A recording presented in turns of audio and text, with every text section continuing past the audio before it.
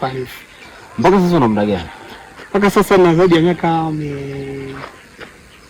toka 2017 na hisi. Okay. Na hisi miaka zaidi ya 6 hiyo. Kwa sasa una shamba la ukubwa wa ukubwa gani? Kwa sasa na ukubwa wa shamba ni kama eka 4 kama unavyoiona tulizunguka hapa. Yes. Ni kama eka 4. Okay. Eka 4 ina investment ya mtaji mkubwa sana. Ni umekopa au ni vile kujidunduliza tangu ulivyoanza mpaka kufikia hatua hii au? Maangu swala la kukopa mimi waga ni issue. Kiukweli kwenye kilimo kikopa waga haitabiriki. Unaweza kukopa mwisho wa siku ikala kwako. Kwa hiyo haitaki kukopa kwenye kilimo. Mimi waga sijihusishi kwenye swala la kukopa. Waga nadunduliza. Kama nilivyokuambia waga natengeneza mazingira ya kulima pakubwa kabla. Nyuma nalima, afu natengeneza kulima pakubwa.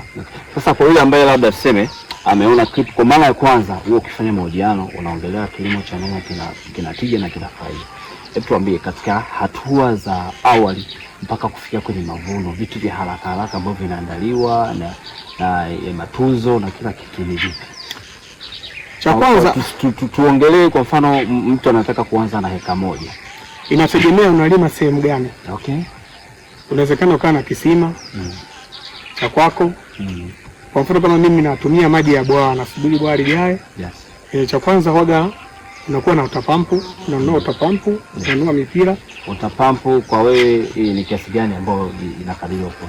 Utapampu ni kama 350 hivi, lakini inategemea unataka ya ukubwa gani. Yes. Unawezekana kama unataka utapampu kuna inchi 2, inchi 3 mpaka inchi 4. Okay. Kuna zipo kubwa mpaka inchi 5.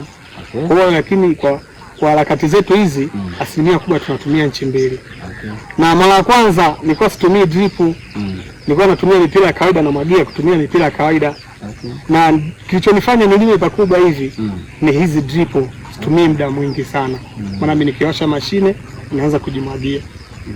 Ndio sababu ya kufanya nilime hivi. Na vitu vinavyohitajika sana kwa saizi tofauti nilipokuwa nalima nyuma, vitu vinavyohitajika sana ni hivi: utapampu, drip, yani utapampu na mipira yake. Alafu kuna drip ile mipira ambayo sasa kama hii na vifaa vyote vinavyohitajika kwenye kilimo. Ndio hasa swali lako, narudi kwenye swali lako. Uliniuliza kwamba unahitaji yani vifaa gani ambavyo mpaka mtu afikie hatua ya level ya kwanza nyanya kapanda, sijui zimefika level hii, matunzo mpaka kufikia ile level. Cha kwanza lazima uwe na vifaa vinavyokusaidia kumwagia, kama hiyo utapampu, mipira na vitu vingine. Shamba, mbegu, uandae mbegu. Kwanza shamba litakiwa liandaliwe bado mapema. Yes. Unaandaa shamba. Kwa mfano kama mbolea, sisi tunatumia mbolea hizi za samadi za kawaida. Unaiandaa mbolea kabla hujaanza kulima. Yes. Unaandaa mbolea, hiyo mbegu na vifaa vile vya umwagiliaji. Kwa mfano kama utapampu. Sasa nikizungumzia gharama zile, maana utapampu inauzwa 350. Yes. Na mpira ule unaochukua maji kupeleka kwenye shambani, mpira unaochukua maji kupeleka shambani, inategemea nayo shamba lako lina umbali gani. Kwa hiyo siwezi nikakwambia hiyo cost itakuwa shilingi ngapi. Maana inawezekana ukao umelima karibu na bwawa au kaa mbali. Kwa hiyo inategemea. Kwa hiyo hivyo vifaa vya muhimu, drip, na drip utanunua kutokana na shamba lako. Yes. Unataka kulima eka 1 robo, unachukua idadi ya zile drip. Okay. Sasa kwenye kukuza mambo ya dawa na nini, aina za mbegu mara nyingi ambazo unaziona zinakupa hela ni zipi? Bwana, mbegu inategemea na mbegu. Unajua mbegu kuna makampuni yanashindana sasa hivi. Yes. Inategemea na mbegu ambayo utakuwa umekuwa favorite, kwamba hii mbegu ndio nzuri. Kutokana na mazingira. Na kwa mfano kadri siku zinavyoenda, makampuni mengi wanatengeneza mbegu zinakuwa za ubora zaidi. Nyuma tulikuwa tunalima tu kawaida. Maana zilikuwa hazijachakachuliwa sana. Yes. Sasa kadri tunavyoenda unanunua mbegu kutokana na kuna zingine kuna mbegu nyingine unakuta unanunua haihimili mazingira. Yes. Haihimili mazingira. Kwa hiyo unatakiwa ununue mbegu inayohimili mazingira. Kwa mfano unaweza kurecommend mbegu gani ambayo unaitumia na kwako inaona ni bora zaidi? Asilimia kubwa bwana, mimi natumia mbegu Imara na kuna mbegu fulani inaitwa Econ. Okay. Mbegu mbili. Ya tatu kuna inaitwa Big Rock. Okay. Ila ndo mbegu favorite kwangu. Kiukweli yani. Ndio mbegu favorite. Ina nani sana mazingira. Okay, inahimili mazingira afu sio ya kupata sana magonjwa kama mbegu zingine. Sasa kwa mfano mtu ambaye kwa hesabu za haraka umesema huwezi kutoa hesabu exact kwa sababu inategemea na mazingira ambayo wewe umeamua kulima na miundombinu ya maji na kila kitu. Ile cost ya highlight tuseme mpe tu cost ya haraka ambao kwa general kwamba mtu nataka mimi nianze sasa ile bajeti ya labda maximum au minimum kwa heka moja anaweza kana bei gani? Hapo sawa.